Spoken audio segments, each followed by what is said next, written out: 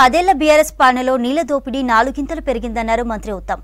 శ్రీశైలం నీటిని ఏపీ ఖాళీ చేస్తున్నా బీఆర్ఎస్ చూస్తూ ఉండిపోయిందని విమర్శించారు. కృష్ణా జలాల్లో 299 టీఎంసీలకే బీఆర్ఎస్ అంగీకరించి రాష్ట్రానికి అన్యాయం చేశారని మండిపడ్డారు. అసెంబ్లీలో ఇరిగేషన్ పై శ్వేతపత్రం రిలీజ్ చేశారు ఉత్తమ్. కృష్ణా జలాల్లో న్యాయమైన వాటా సాధించడంలో బీఆర్ఎస్ ఫెయిల్ అయిందన్నారు. ఏపీకి నీళ్లిచ్చి దక్షిణ తెలంగాణను ఎండబెట్టారని మండిపడ్డారు. రాష్ట్ర భవిష్యత్తును బలిపెట్టి ఏపీ నీళ్ల దోపిడీకి బీఆర్ఎస్ సహకరించిందన్నారు ఉత్తమ్.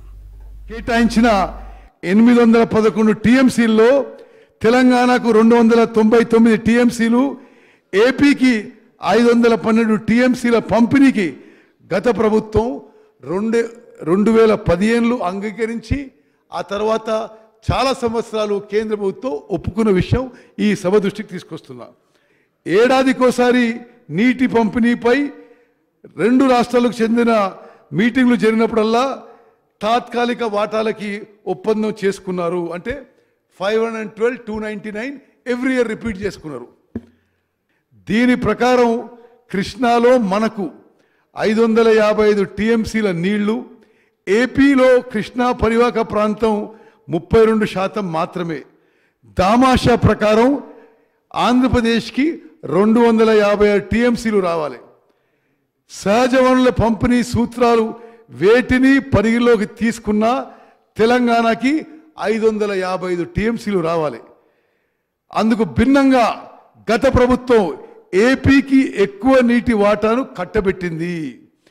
2015 నుంచి మొదలు పెట్టుకొని నేను ముందు చెప్పినట్టుగా అనేక సంవత్సరాలు ఈ నీటి వాటాలు ఒప్పుకున్నారు.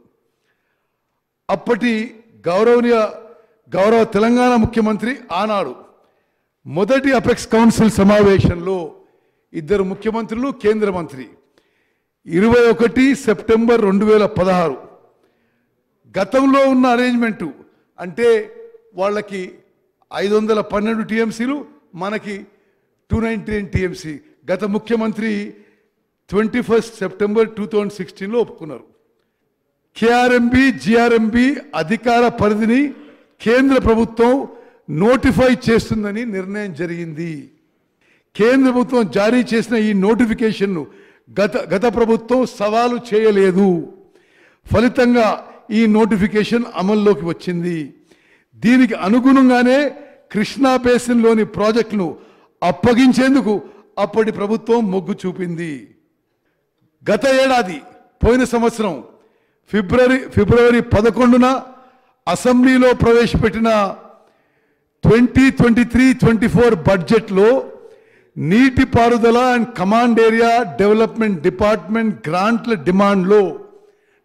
డిమాండ్ నెంబర్ 33 రాష్ట్ర ప్రభుత్వం సూచనాప్రాయంగా ప్రాజెక్టులు కేఆర్ఎంబికి అప్పజెప్పడానికి ఒప్పుకుంటూ కేఆర్ఎంబికి 200 కోట్ల వన్ టైం సీడ్ మనీ ఇచ్చేందుకు బడ్జెట్లో మనీ కేటాయించిన విషయం ఈ సభ దృష్టికి నేను మరోమారు మనం చేస్తున్నాను.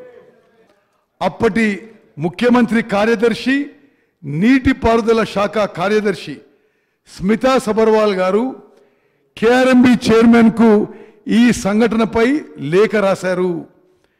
శ్రీశైలం, నాగార్జున సాగర్ లాంటి ఉమ్మడి ప్రాజెక్టుల నియంత్రణకు బోర్డుకి అప్పగించడానికి తెలంగాణ సూత్రప్రాయంగా అంగీకరించిన విషయాన్ని ఆ లేఖలో స్పష్టం చేశారు.